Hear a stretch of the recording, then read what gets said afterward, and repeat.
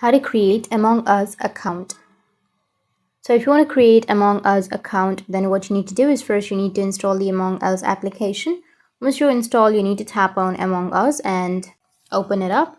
Once you open, now you need to tap on I understand, and here it will take you to this kind of interface where you just need to simply tap on any space on your screen and you need to select the Google account by which you would like to create your account. So select your Google account and tap on next, which is on the top right, and you need to set up your gamer profile.